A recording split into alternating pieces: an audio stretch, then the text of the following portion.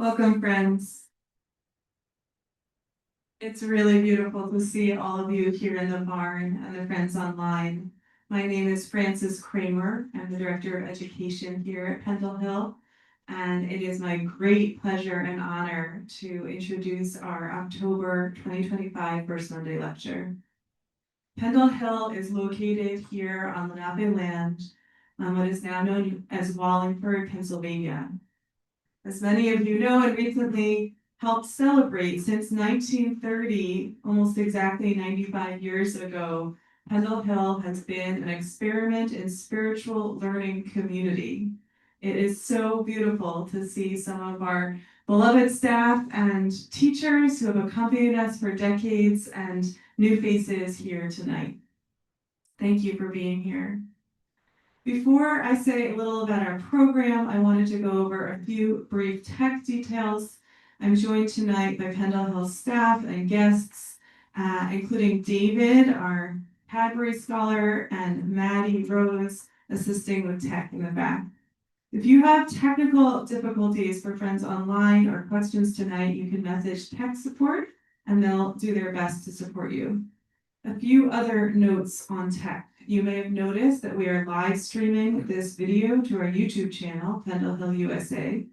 Only those speaking will be live streamed. In the coming days, we'll send out a link to the recording along with resources from tonight. We've also enabled live transcription, so you are able to access closed captioning. At the end of the lecture, we'll have an opportunity a little different than usual, not for Q&A exactly, but for opportunities to share reflections. We're especially grateful, as always, to the Friends Foundation for the Aging, whose support to Pendle Hill allows us to continue making our First Monday Lecture series and other online offerings free to friends of all ages.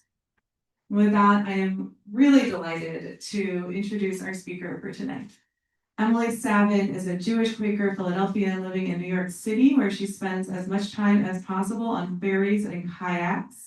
Emily leads writing workshops and writes short plays, essays, and occasional songs. Her storytelling has been featured on public television's World Channel. Emily is among a group of friends who founded Three Rivers Meeting, a new queer Christian Quaker meeting that meets online and is part of New England Yearly Meeting. She was a student at Pendle Hill in 2013 and again in 2025, and has also worked as a staff member and led educational programs here. She will begin, to our great delight, a term as friend in residence next month in November 2025. I am so moved when I was thinking about what First Monday Lecture might be appropriate to follow our 95th anniversary celebrations. I immediately thought of Emily because I feel like Emily sees the core of what Pendle Hill can be at our best and calls us to it. And I'm so grateful, Emily, that you've agreed to join us and share a little bit of your reflections and testimonies at Pendle Hill, and I'm looking forward to learning with you tonight. So as is our practice, I will invite us back into waiting worship, and from the silence, Emily will speak to us.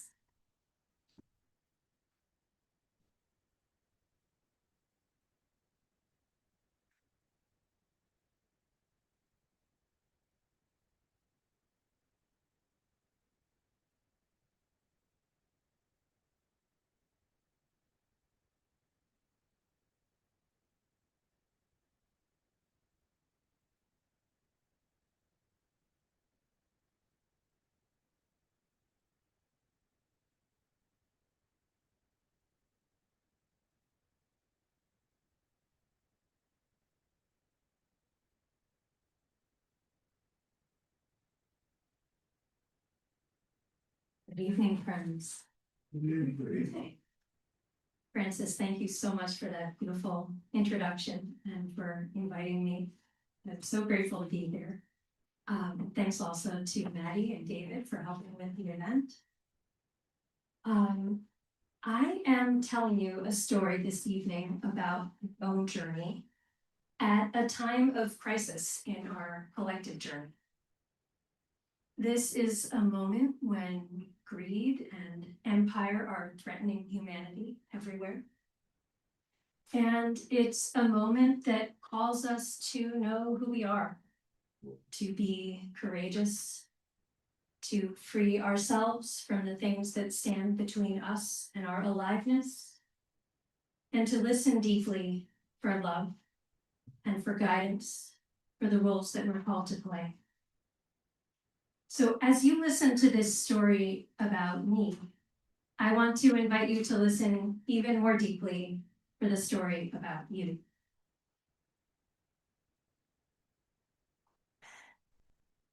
This is a story about my first encounter with Pendle Hill and how it changed me. The story I'm going to tell tonight begins in the fall of 2012 and goes through February of 2014. Some of you have told me that you're very curious about this bathroom. So that will come. This is not primarily a story about plumbing or bathrooms, but there is indeed a bathroom revelation. Mostly, I think it's a story about people and books and spirit and learning to listen. It's also a story about community, and none of us does anything alone. So I want to take a moment to thank all of the many people who have offered support as I've been preparing this talk. I want to thank my ad hoc support committee, John Baird, Dwight Dunstan, Elaine Emily, and Doug Gwynn, who are all here online. Thank you. And also I want to thank for additional support, Lisa Grasstein, Aurora Levins Morales, Marcel Martin, Terry Hogger, Erica Larson, and Lawrence Webster. I practiced this talk with Bob Weisbord, Joyce Gonzalez, and Finola O'Sullivan, and I am receiving additional prayer support from John Meyer, Mary Comfort Farrell, and Betsy Spina. So thank you very much to all of you. I also want to invite into this room the memory of 3 people who were very important to me during this first chapter of my time at Pendle Hill. 3 people whom we've lost: Vincent Harding, Terrence Williams, and Hannah Up. I think that Pendle Hill is made powerful by the people who have come before us here. And I want to invite you to take a moment to invite in the memory of someone who has come before you, who's important to you.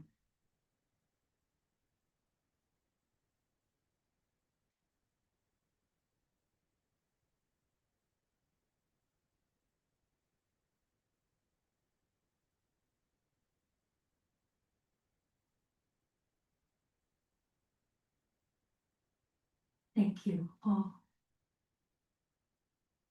I'm going to begin this evening with a song that I wrote about learning to listen inwardly. And it's a song that I wrote just a couple of years ago, but I couldn't have written it without my time at Pendle Hill. And I think it offers some context to this story. So I'm going to begin with that. And I don't think I can really sing it into this microphone, so I will be loud and hope that the other microphones pick it up.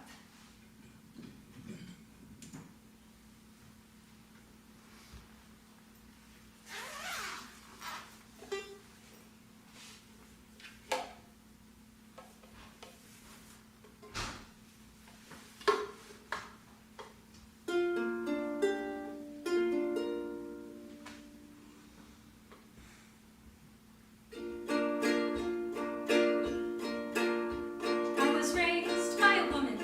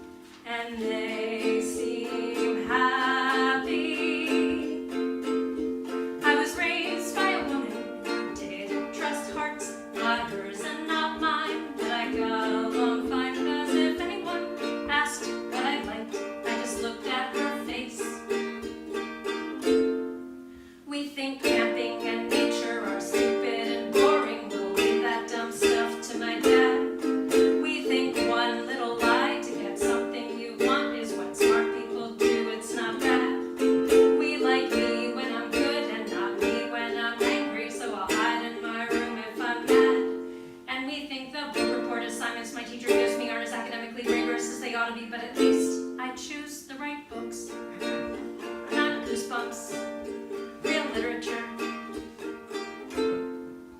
I'm reading Anne of Green Gables, my mother is proud of me. Man worships nature, makes friends with the flowers, I think maybe I love trees. And Anne always tells the truth, and I think she's right to get angry at Mrs. Lind. I can feel it.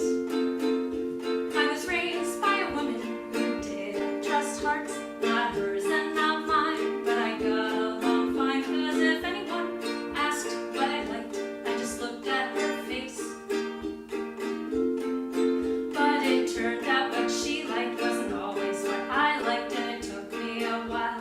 But now I'm not a child, and my heart is my own, and I trust it, so now I can say I like talking about feelings, cause I'm touchy-feely, and telling the truth sets me free. I do things that I'm bad at, I'm imperfect in public, I need a line ending in "-ing". I don't correct grammar, turns out people hate that, language is just snobbery. But I still can't help being attracted to people who use punctuation exquisitely, so I guess the apple doesn't fall too far from the tree. And I still read books, all kinds of books, a lot of literature. I was raised by a woman who didn't trust hearts, not hers and not mine, but I get along fine.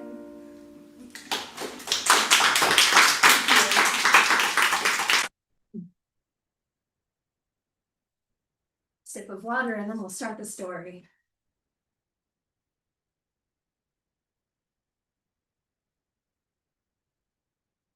So, microphone.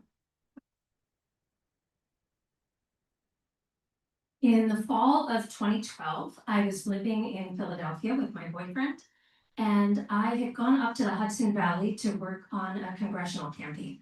My first career was in Democratic politics, and I did congressional races. And I had a very hard time on that campaign. We won, but I had some experiences that brought up a lot of trauma. And after Election Day, I was deeply depressed and very stuck. I couldn't get out of bed. I was staying with a campaign supporter in Cold Spring, New York, and I kept on saying to my boyfriend, "Oh, I'll be back tomorrow. I'll be back tomorrow," and really meaning it, but finding day after day that I just could not get myself to move. And so, lying there in bed, I started asking myself, well, what do I want? And the answer came back, I want to go home. And then came the question, well, where is home?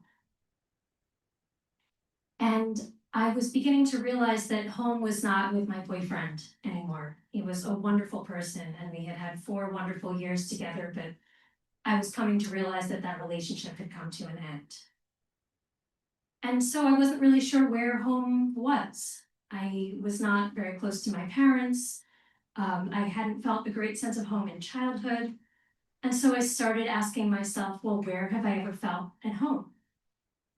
And I thought about my Quaker school, Germantown Friends School, where especially when I was young, I felt really loved and safe and nurtured by my teachers. And I thought about my Quaker summer camp, Camp Dark Waters, where some of my happiest childhood memories were. I was not a Quaker, I come from a secular Jewish household, but I thought, I think I need a large dose of Quakers. And then came the question, well, where do I find them? And somewhere way in the back of my mind was the name Pendle Hill. And I really wasn't sure what it was. At that point, I didn't even know that a retreat center was a thing. But I had a friend who had done an internship at Pendle Hill years earlier, and I had a vague sense it was a place he could stay. So I found the website and I booked a 2-night stay, and I showed up.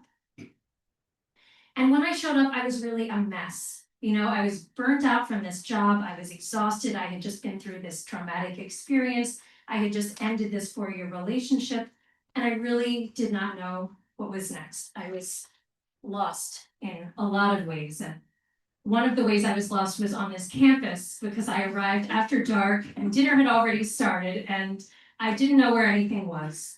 And William Waddela, who was one of the British friends in residence at the time, found me dragging my suitcase around and he brought me in to dinner. And I came into this warm, light-filled room with all of these friendly people. And I sat down at this table with a group of people, all at least a generation older than I was. And they asked the question that I and that many of us have asked so many times, which is what brought you to Pendle Hill? And I told them, and I was struck by a couple of things. I was struck by how deeply they listened to me. They really listened as if I might have something to teach them.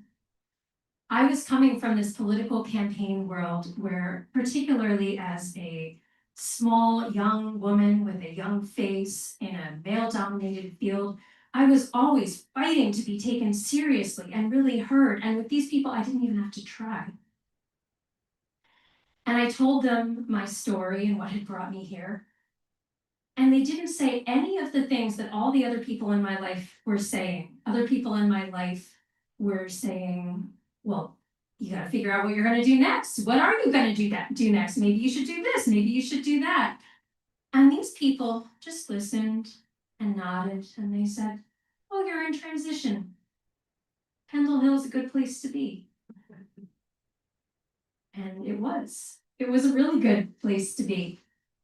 In these first few days, I took a long walk around the perimeter path. And I remember at that time of year, the Japanese maple by the labyrinth was deep red. And there was this carpet of deep red leaves under it. And I just laid down in them as if I were making a snow angel. And just sort of let everything go and felt so held by this tree and this ground and this place. I joined the grounds crew at work morning and helped spread wood chips on the path. I made friends with my new friend Hannah, I was having my 27th birthday. She was having her 28th birthday. We exchanged birthday cards. I gave a birthday card to my friend Lawrence in honor of Louisa May Alcott's birthday, which was an important holiday that we were both celebrating that week.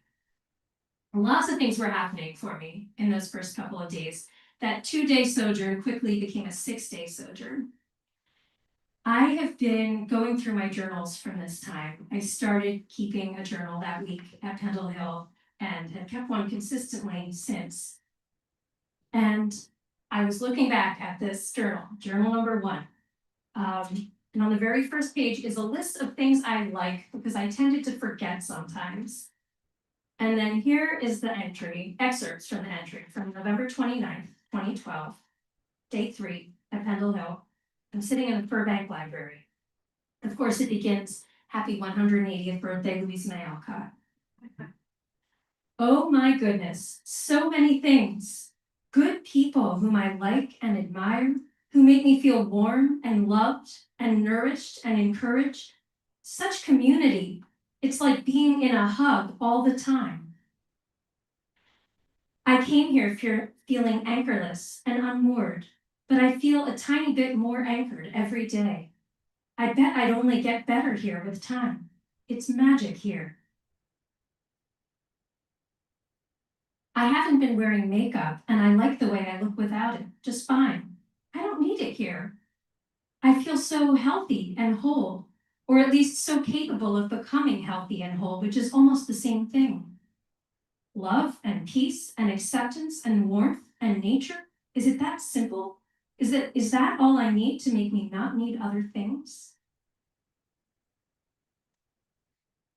Sitting in the library, I was thinking about school. I had had a hard time in school. I had loved it and had also struggled. And my Latin teacher at GFS, Florence Minnie, had summed it up brilliantly. And my favorite report card comment ever, she wrote, Emily is a wonderful scholar and a terrible student. It was exactly right. She nailed it.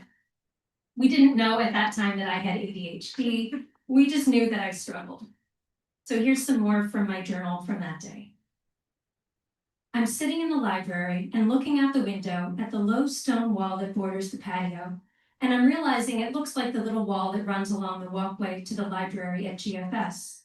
It's the same stone put together the same way. But here I have none of the stress and tension I had in upper school at GFS. Because if I was in the library, it was because I was panicking about an assignment or an exam. The way the sunlight hits the stone wall here is comforting and warm. Here, I can go outside right now if I want to. And I'm in here writing right now because I want to. That is so tremendously powerful. In the library, I was reading about the Myers-Briggs personality types, which is see, there's some familiarity in the room, a non-pathologizing way of understanding human difference. And I wrote, I wonder how much was just me, my nature as an ENFP. One of the ENFP things I read yesterday said that ENFPs are very likely to have trouble with school. That's empowering somehow. I think I've had this idea in the past that under different circumstances, I might have been a star student, but I think now that I would not have been. I think this is just my nature. I think my nature is also to see the world in a positive, optimistic way. So the nurture part is what made me feel so unhappy about the nature part. So perhaps if I'd just grown up in a more caring, nurturing environment where I was accepted as I was, I would have been a happy, knowledgeable B student, or A student even, but not in that high-performing, high-achieving way, in a happy way. Having little epiphanies about my nature. Jesus, this place is good. And then I write, I'm beginning to see that aspects of who I am are not necessarily bad or wrong at all, and may even be strengths. Not bad, just different. Look at me teaching myself tolerance. That's important though, because it means I'm teaching my own harshest critic tolerance. And then this very long journal entry concludes, that's all I feel like writing for now, so I'm going to stop. Rather than thinking what else I should write or what else should go with what I've written. I'm going to stop because I'd like to stop now. How freeing. Day 3. This was day 3 at Pendle Hill. And I remember reading much of this journal entry to Terrence Williams here in the barn upstairs in his office. He was the Dean of Studies then. And I remember how deeply and fully and lovingly he received that. And then we had the conversation in which we agreed that I would apply to become a student and join the winter term at Pendle Hill that January.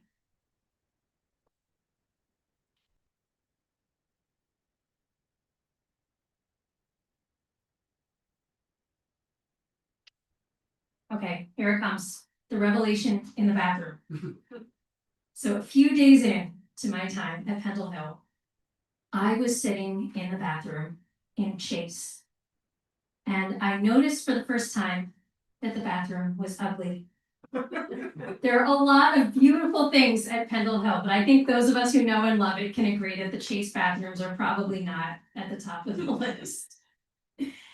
And I was remembering an apartment I had lived in Philadelphia a few years earlier, which had an extremely ugly, extremely pink bathroom. And every time I sat in that bathroom, I was just consumed with thoughts of how ugly it was and with an intense desire to make it less ugly, but there was nothing I could do. I was a renter, it was incorrigibly pink, that was just life. So I noticed that I had not once before thought about the ugliness of the Chase bathroom, and I thought, why? And I realized it was because I was too happy to care. All of these deep needs were being met. I was feeling love and community and connection and joy and peace and play. And I thought maybe this is what simplicity is about. Maybe when the more important needs are met, maybe you just don't care about the material things.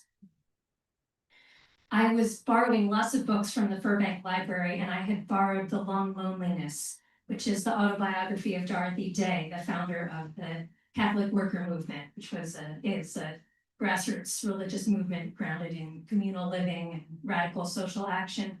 And I read in that book about the vision of her co-founder, Peter Morin, who spoke about creating a society in which it is easier to be good. And I thought, that's what this is. Here at Pendle Hill, I'm in this society in which It is easier to be good, and I don't need these other things so much. I don't have to try to want material things less, I just want them less. I had raised myself, as I have mentioned many times, on Louisa May Alcott. And Louisa May Alcott is, the daughter of New England Puritans on both sides, had this transcendentalist father. And her characters are always struggling to rid themselves of their attachments to material things. And it is a painful struggle. And this was not a struggle at all. Later on, I would discover that sometimes in meeting for worship, my breathing would change. I've had asthma all my life, and if I try to take a deep breath, it's really hard and it's uncomfortable. But I noticed that when I settled into worship, I could allow a deep breath to enter me. I could allow spirit to come in. Spirit, of course, means breath. And I would feel this deepening. Simplicity was like that. I wasn't forcing simplicity. I was just allowing it in. And it felt really good.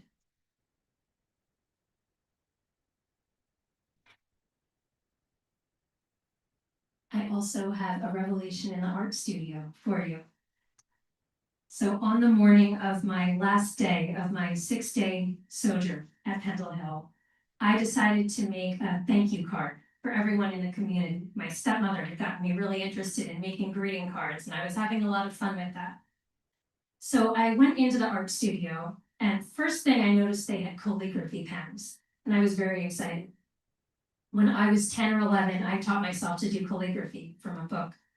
And I had worked out this whole process that I would use when I did calligraphy. I would take a ruler and I would figure out the size of the paper that the calligraphy was going to go on, and I would map out the line spacing on graph paper with pencil and eraser. And then I would write out the words that were going to appear on the final document over and over until I got the line spacing right. And then I would trace that onto the final paper. It was a time-consuming process, but it made the calligraphy look really good. So I found the calligraphy pens, and then I started poking around the art studio to find all the other stuff. I found the graph paper, and I found the ruler, and I found the pencil, and I found the eraser. And I sat down with all of this in front of me.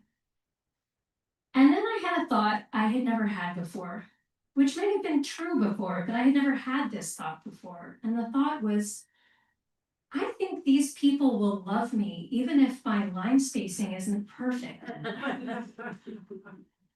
And so I put aside the ruler and I put aside the pencil and paper. I did write thank you one time on the graph paper, and then I just freehanded it right onto the card, right onto the front of it. And it was imperfect, and it was fine. And I spent all the rest of my morning in the art studio playing with colors and painting and crumpling up tissue paper and making a collage all around my thank you. And it came out exactly right.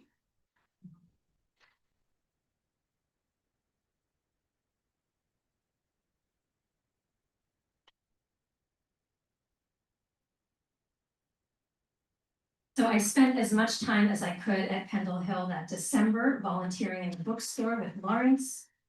And then I moved in as a student in January. And I lived at Pendle Hill from January 2013 to August 2014, first as a student in the winter and spring terms, then as a staff member working in the bookstore. And the growth and learning just kept on coming.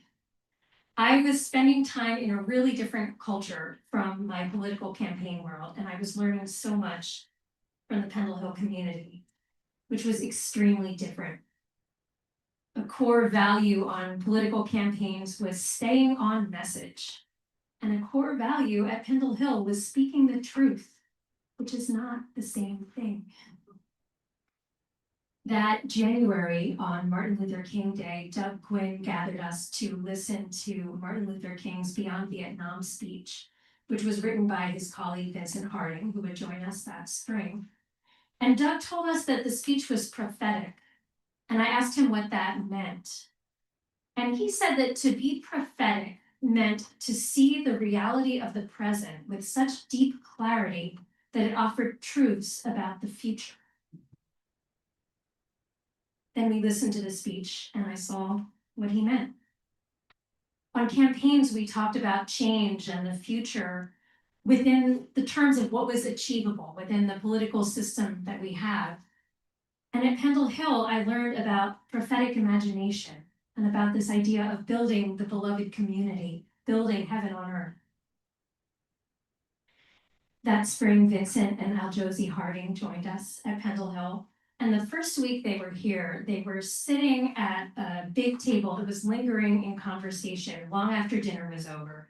And I was on cleanup duty that night. And the people at this table were talking about injustice and about what sort of social change was needed in this country. And I had to hear what Vincent Harding had to say about this important movement elder, this close colleague of Martin Luther King. And so I wiped the table next to their table over and over and over. It got very, very clean. And I kept waiting for Vincent Harding to say something. And then they all got up and said goodnight. And he hadn't said anything. And I could not help myself. I went over to him and I said, because I was used to this culture where we argued about policy and the person who talked the longest and the loudest won, and he hadn't said anything. So I went over and I said, I was waiting to hear what you would say. And I said, you kept not saying anything very loudly. And he looked at me and he said, I was listening very loudly. And I said, oh. And then I said, I think I need to get better at that. And he smiled at me and he put his hand on my shoulder and he said, good night, my daughter. And went up to bed.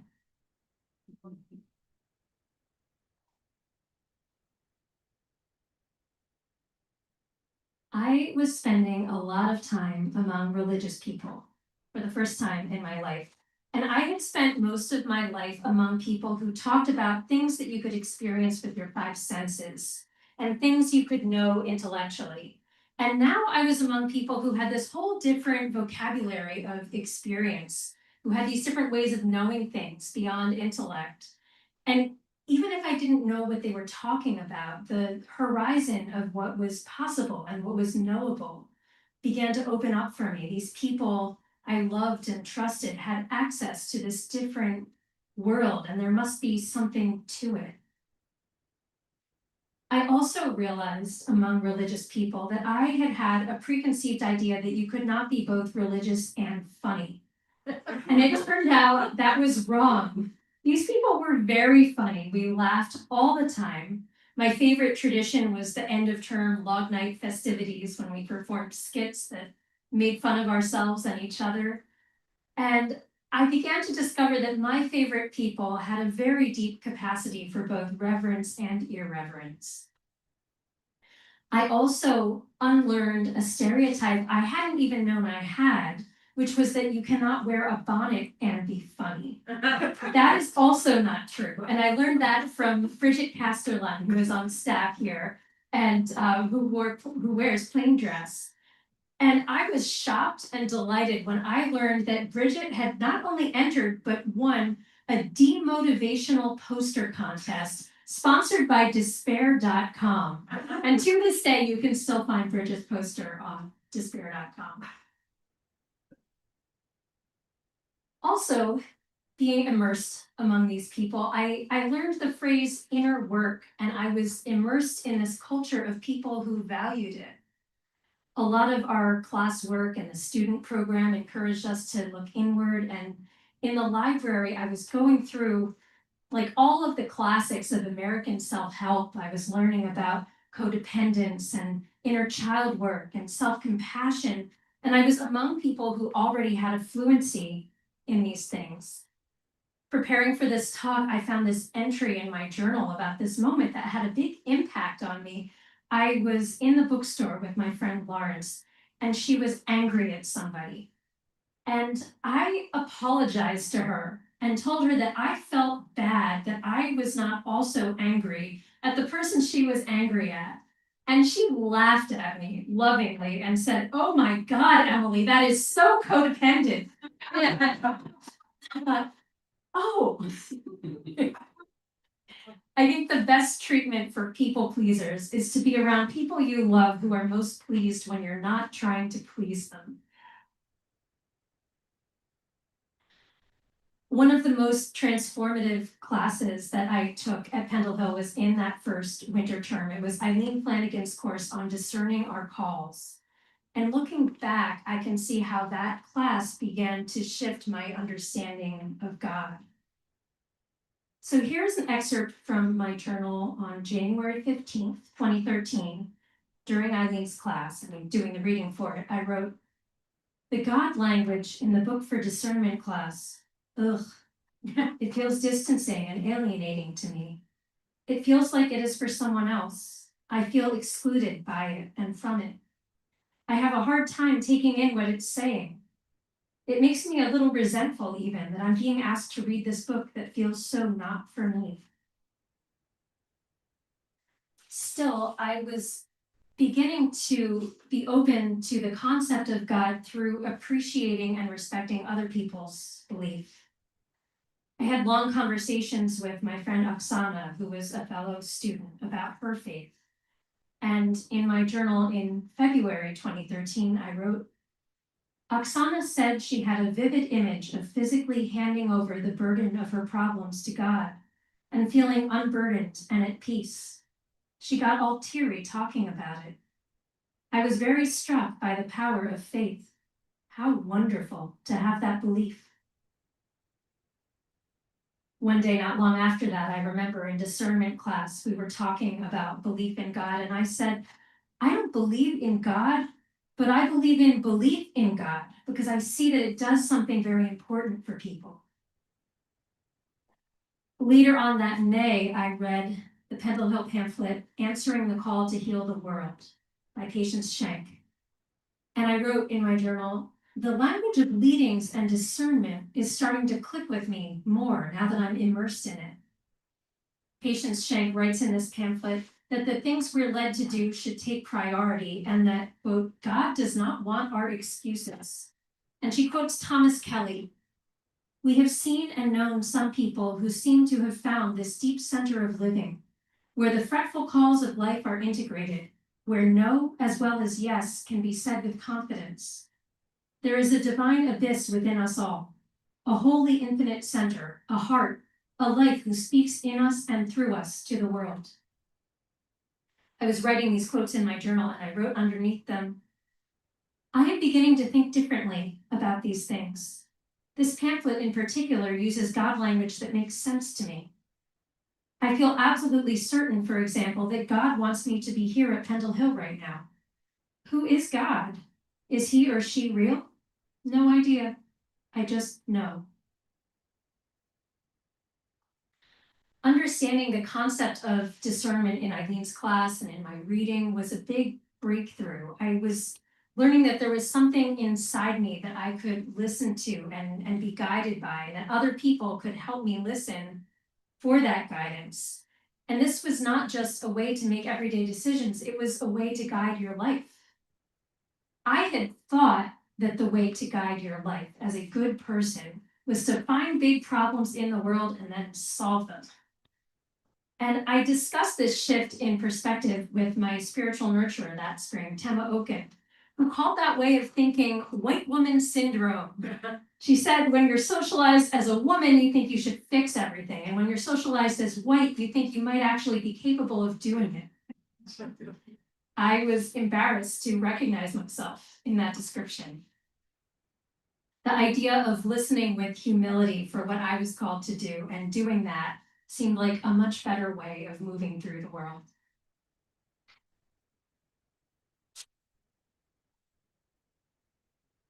I want to tell you now about the miracle of spring.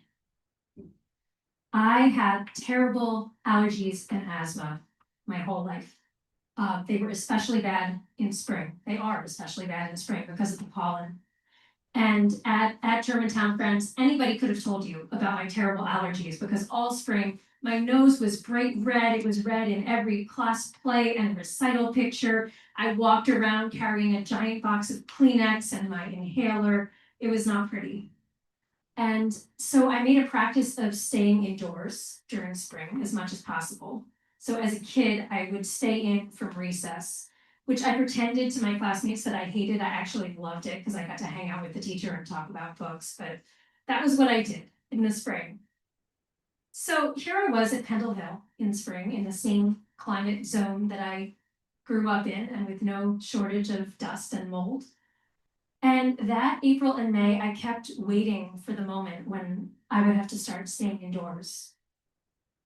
And I did start getting sniffly as usual, but it didn't reach its usual peak.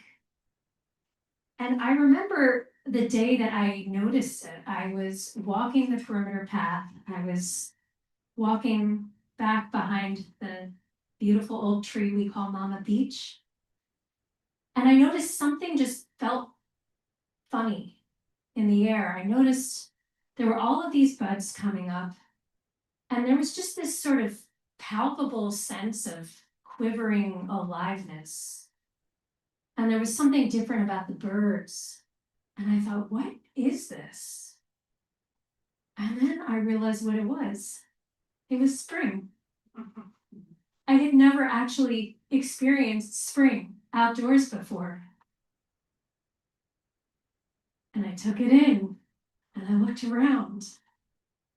And then I ran back to the Furbank Library because when I was a child, my mother had read to me from a wonderful anthology of poetry called Come Hither that had a whole chapter on spring. And poetry about spring had landed with me the way sports metaphors land with me. I'm sure somebody understands this, but I cannot connect to it. But now I could. I knew what spring was, and I went through all the spring poetry I could find in the Furbank Library and read it. I went off of half of my allergy medications that spring. My allergist was like, "What happened to you?" Pendle Hill happened to me. My body calmed down. I felt safe and loved. And it changed something in me. I do want to say at this juncture, please don't go tell your allergic friends you don't need medicine, all you need is love. I still take medication. These things are still real. And mind and body and spirit are connected. And what I learned at Pendle Hill is that when I feel safe and I feel loved, my body can withstand spring.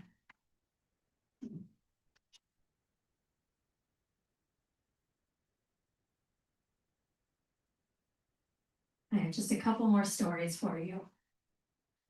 In the summer of 2013, I discovered a book that Lawrence had bought for the bookstore called Writing Alone and with Others by Pat Schneider, which explains the principles of the Amherst Writers and Artists method for leading writing workshops, which is a method that lets people from all backgrounds write in a way that allows their natural voice to come through. And it appealed to me, and I started leading writing workshops in the library. And I discovered that in each session, we all just fell completely in love with each other. There was something about this practice of worshipful writing and witnessing that opened up that of God in each person so we could see it and feel it. And I started getting really excited every time somebody showed up at my writing workshop who I didn't like or who was getting on my nerves, because I knew I am about to find out something I love about this person. And it happened every single time.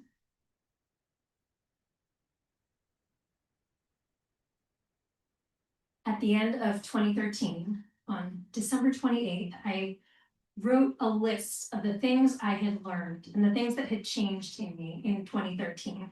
It's a very long list. I'm going to read you a very brief excerpt. Sometime within the past few months, I started calling myself a writer. I confronted people. I stood up for myself, and it was awesome. I started saying no. I began to understand, use, and believe in words and concepts like discernment, being called or led, prayer, and God. I find myself becoming increasingly committed to spirituality and spiritual integrity, and that feels wonderful, miraculous. My vocabulary is changing to accommodate the presence of the divine, holy, sacred. I don't feel anymore that these words are for other people. These words are for me.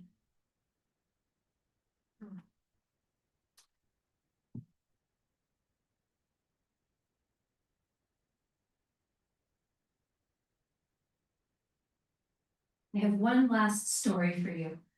And when I finish that story, we will move into a time of silent worship. And then we will move into an opportunity to share with some queries after that. This is the story of my healing miracle. So, the second week of February 2014, I came down with a respiratory infection.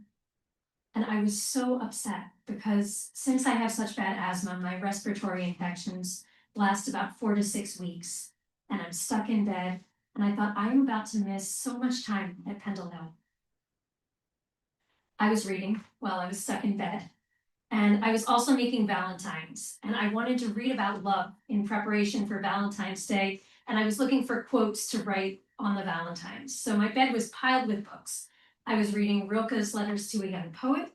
I was reading All About Love by Bell Hooks, which led me to The Art of Loving by Erich Fromm and The Road Less Traveled by Scott Peck. I was reading and listening to Martin Luther King's sermons online. And I spent the 13th and 14th making 45 tiny little Valentines for everyone in the Pendle Hill community. And I found 15 different quotes about love. And I repeated them over 45 Valentines. So I was writing them and writing them 3 times each. It became like a meditation. And a friend put them in the mailboxes for me.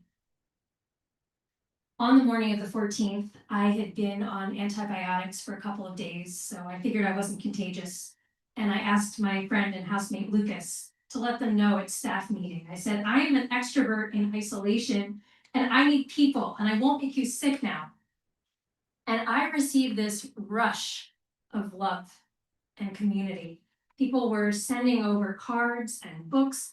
People were coming to visit me. They were passing each other on the narrow staircase to the 3rd floor of Upmeads. And then I got a call from Lloyd Gwindon, who said, look out your window. And Lloyd and Lucas were down there on the ground with a rope, and they were trying to heave it up over the branch outside my window. And I thought, what on earth are they doing? And I watched, and they got the rope over, and then they started pulling up a bird feeder. They were sending me up a bird feeder to hang right outside my window so I could watch the birds while I was sick. I remember Lloyd said, the deer won't get this one.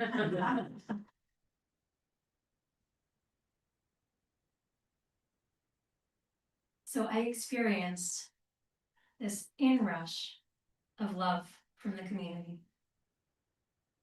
And then I went to bed that night. And I woke up very early on the morning of the 15th. It was about 6 in the morning. And I woke up from a dream about a family member I had been estranged from, with a sense of connection and possibility. And I stood up and I knew at once that I was not sick. And I wasn't. My respiratory infection was completely gone. This was like 4 or 5 days in instead of 4 or 6 weeks. I was not sick anymore. And I felt around me this waterfall of love. It was palpable. It was this presence that was in the room with me. And I felt connected to everything. And I felt unafraid completely. It was a total absence of fear in my body. And I remembered reading about Dietrich Bonhoeffer, the German pastor who was a leader in resistance against the Nazis. He was executed at a concentration camp. And I read an account by a witness at his execution who wrote that as he was led to the gallows, he had this utter peace about him. He seemed completely unafraid of death. He knew that he was with God and that he was going to God. And in that moment, in my tiny little bedroom on the third floor of Upmeads, I thought, this is what that feels like. This is what it feels like not to be afraid of death, not to be afraid of anything. Realizing that I wasn't sick, I suddenly arrived at this new understanding of the healings in the Gospels, which I had learned about in Doug Wynn's course on the Gospels. I understood it with this sort of logic of a geometric proof that if the love of this community and the love of this divine presence had made my respiratory infection go away, then of course, if there could be some being that was made of pure, concentrated divine love, of course, if that being touched you, you would be healed. I was writing furiously in my journal, and all of those pages are all wrinkled because I was crying. And I wrote, I wish I had on me all those quotes I wrote out yesterday, over and over, yesterday and the day before, all those quotes about love on the Valentines. They seeped into me and helped draw this truth out of me. It was in there. They found it in me and drew it out. Love is the only force capable of transforming an enemy into a friend, Martin Luther King. To know and keep true love, we have to be willing to surrender the will to power, bell hooks. I began to have this image of books as magnets and truth as little iron filings inside me that were drawn up by the magnet. And I wrote, I'm seeing that you have to read or do what speaks to you because the outside things don't tell you the truth from outside. They draw it up out of you. You have to find the things that fit you for that to happen. The music or the reading or the meditation or the activity or the worship, whatever it is that draws the truth up out of you. Finally, I wrote, God is love. I know it with simplicity and faith. Letting God in your heart and letting love in your heart are the same thing. The miracle of the Valentines. I had a miracle. And God lives and works miracles because God is love. And that beautiful bird feeder outside my window is love. I will go to breakfast this morning and break bread with my community because that is love. I will share some of this with friends here later because that is love. I have a spiritual friend and a spiritual nurturer here, and these things are real, not just terms and Quakerese, because love is extending oneself for one's own and another's spiritual growth. Scott Peck. Sharing this with you tonight is love. Thank you.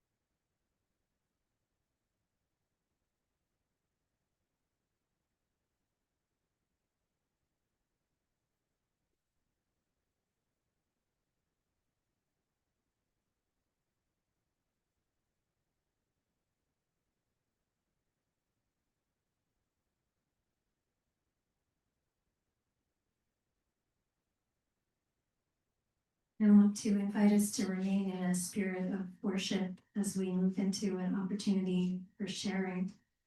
I have brought some queries that might prompt something.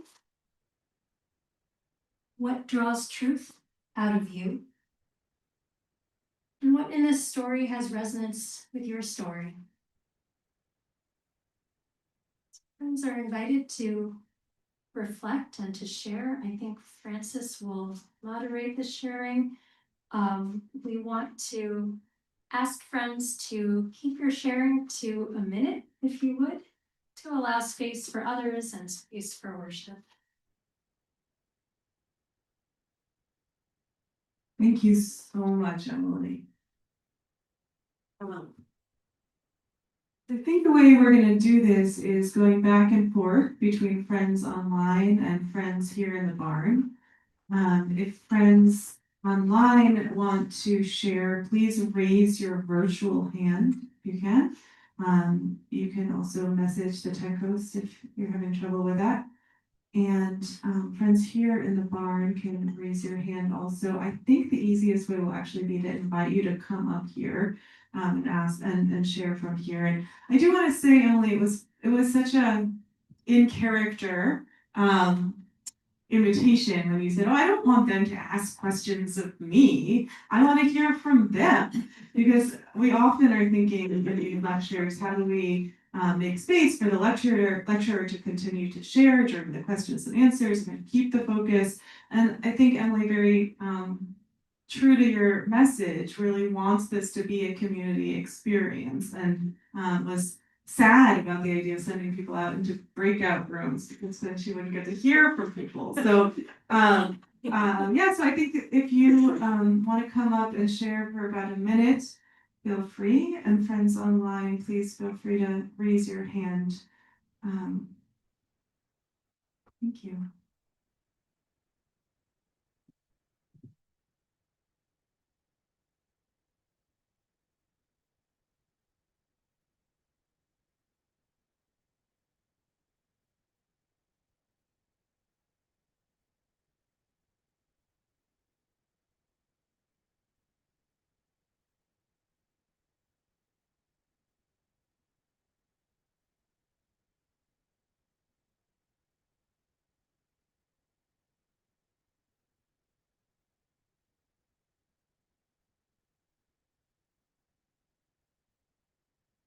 Thank you, Emily.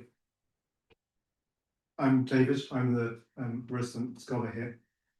And what draws truth out of me is listening to, one thing is listening to other people's journeys, especially their spiritual journeys.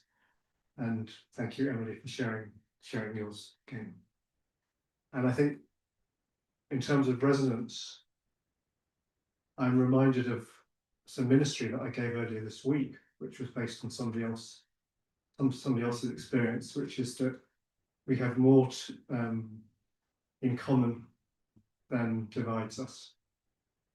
And I think when I hear people, when I hear stories, particularly the quirks and the diversions that we may take, one realizes that actually that's the main part of the journey that we're taking. Thanks, Gil.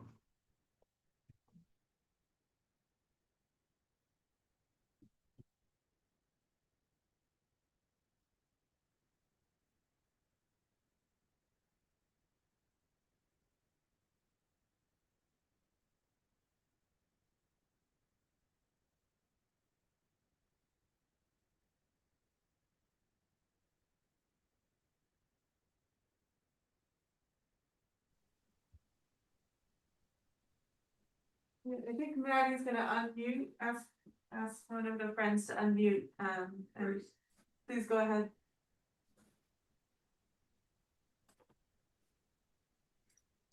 I guess that's me because you asked me to unmute. I love this country and I love its people more, but I did not love its establishment. And this chaos may be destroying an establishment that needed to be changed, at least, if not destroyed. And I believe that this is an opportunity for all of us to look at how do we build the beloved community out of this chaos. And to do it, we have to listen to each other. And by each other, I mean not just you and me, but I also mean Maga and Maha, because I know that they are full of confused people who are in many ways just like me and who are in so much need of that love that Emily spoke, that finding here. And love you, Emily, and thank you so much. Love you, Bruce.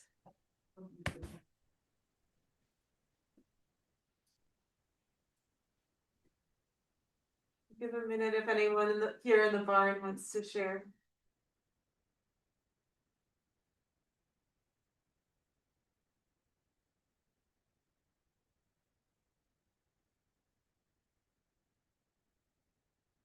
Maddie, I think you can ask the next person to unmute.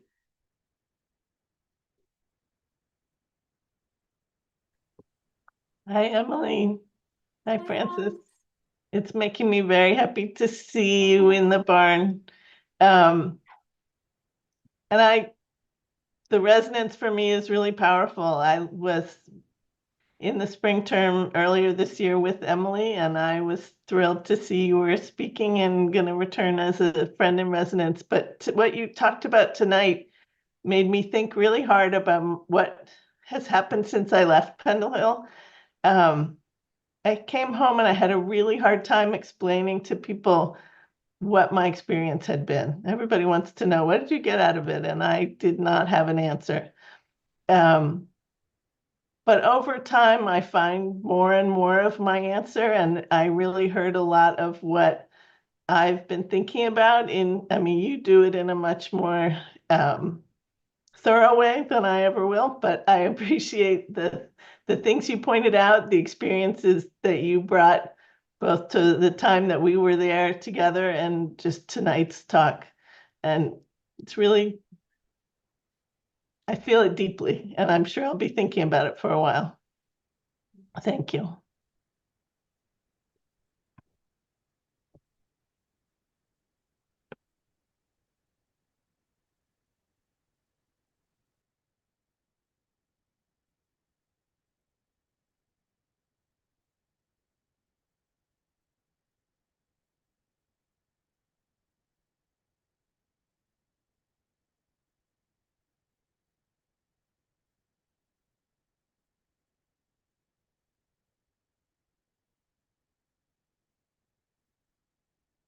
We have one friend in the barn here. Yeah, go ahead.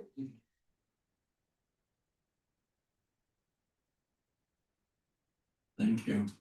Maybe what you said about truth and love resonates when we have those things.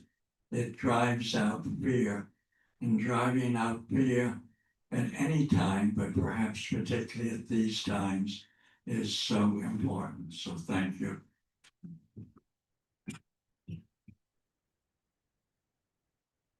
That was Martin Luther King I was quoting. Can't take credit for that.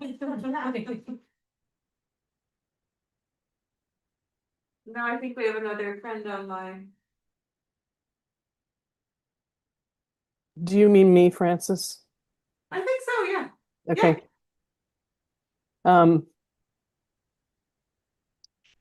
When we are loved, and equally as important, when we allow ourselves to be loved, it changes us.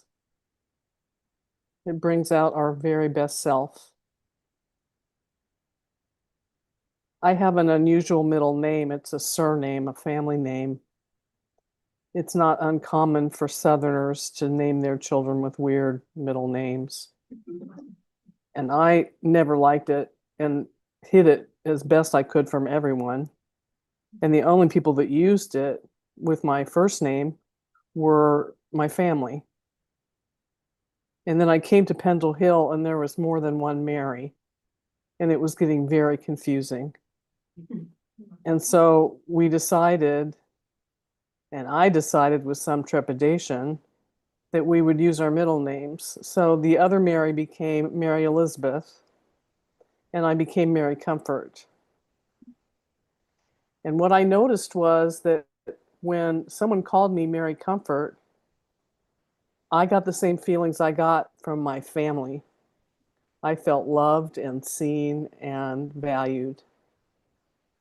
And I really liked the way I responded to that. I liked who I became when I received that.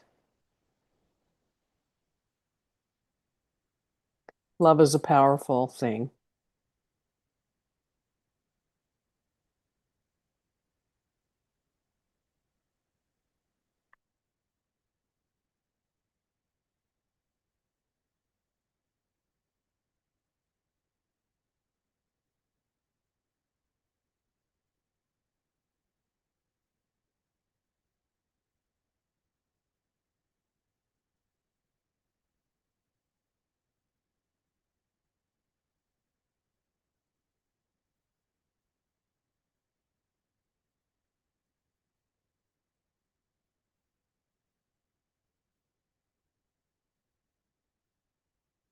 I just want to disagree with you a little bit and just elevate this a little bit. I mean, let a little humor.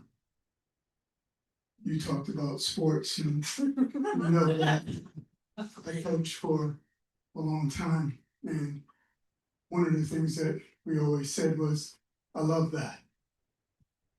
So you know words that we use in sports too. You love the basket, or you love the teamwork. You love the camaraderie. I love the story.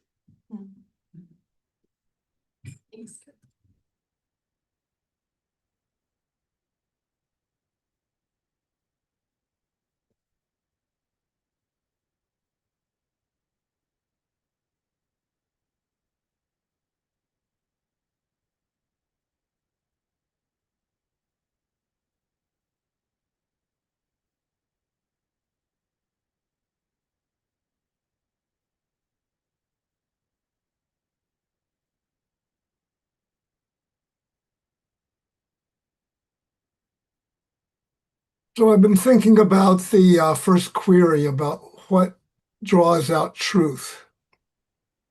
And I often wondered why it was that Quakers, it has this wonderful preachers, but how did they get into this thing about having long periods of waiting in silence? And I think what they discovered was that spaciousness creates a possibility for what Doug Gwynn said, according to you, something about God's truth to break through. That's what prophecy is about. And when we are filled of our own ideas, and I'm really guilty of that, our own agendas, our own little speeches, there's just not a chance for God to break through. And what I heard in that from your story about being at Pendle Hill, Emily, is that what the student program at Pendle Hill for many, many years did was it created all this spaciousness, all this, in a sense, lack of agenda for the students. Not that there weren't great teaching programs going on, but just being there allowed the call to come, the voice to come, the truth to break through. And what a gift to the world. And I'm so sorry that capitalism makes it hard for people to do that today. But I'm going to dream that there's going to be a place and a way that lots and lots of people can come to Pendle Hill and spend large, spacious amounts of time to let God do in them what God did in you.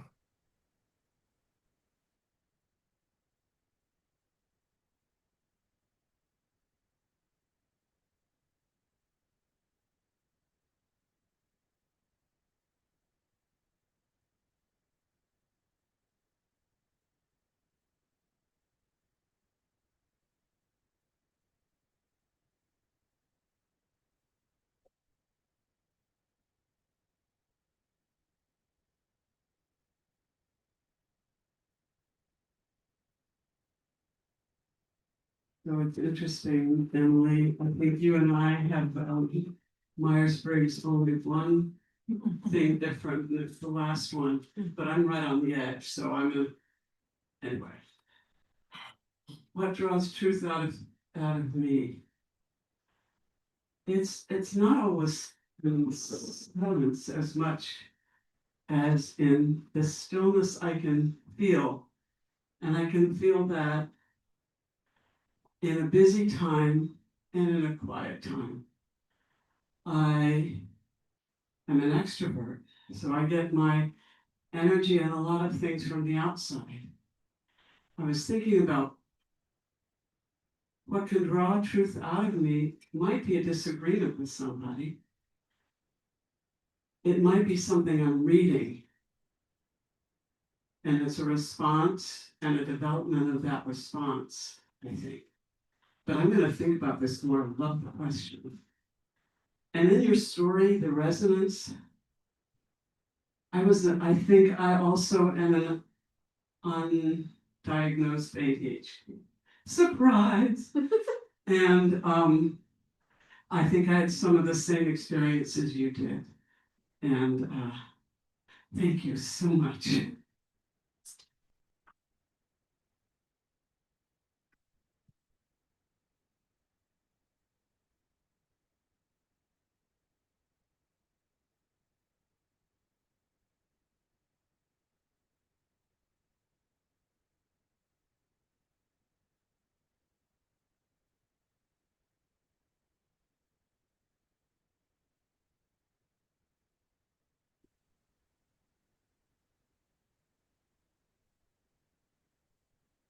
Thank you so much, Emily. It's such a blessing to be here with you. Peter took all of my remarks about spaciousness. So all I will say is that I have discovered, or I accept that there are only two real emotions, fear and love.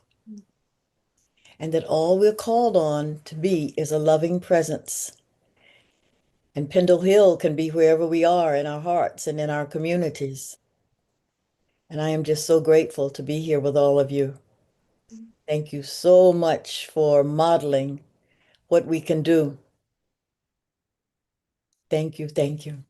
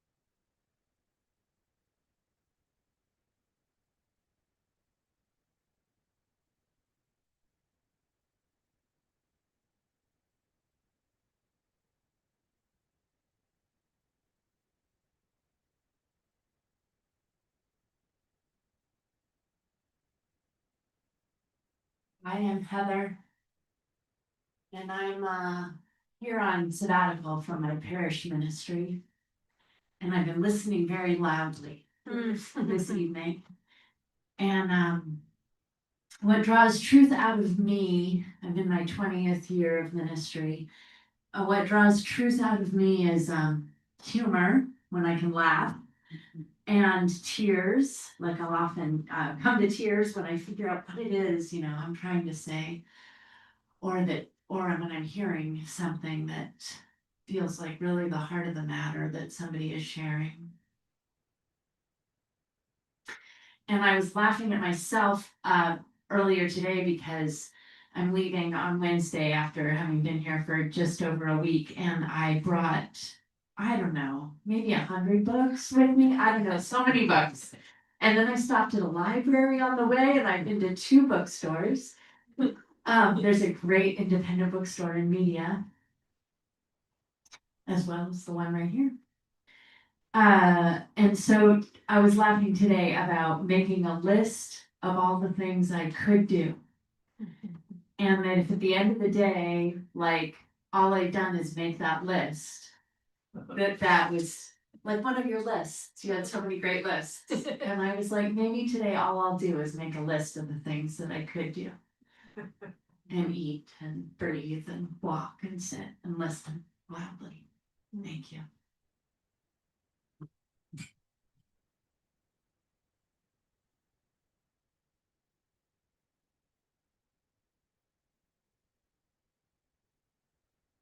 I think on that note of possibility, if there are friends online who had messages to share, feel free to write them in the chat. And friends here, if you want to stick around after and talk a little bit, I imagine Emily would be happy to. But I do want to ask for your help a little bit, having heard of some of the magic and possibility of Pendle Hill. Emily and I are in the process of planning the resident student program for the spring of 2026. And that in and of itself is a story of resurrection. The resident student program was laid down shortly after Emily was here. It seemed we couldn't find a way forward, and our current executive director, Francisco Burgos, had a vision of bringing this magic back into being, and we have. So the resident student program has returned to Pendle Hill for the spring. It's changed a little bit, so there's an opportunity to join just for the first 4 weeks, which will be with Marcel Martin, who's here, and Valerie Brown and Emily. Among others, or to stay with us for both that first session and the second session in April.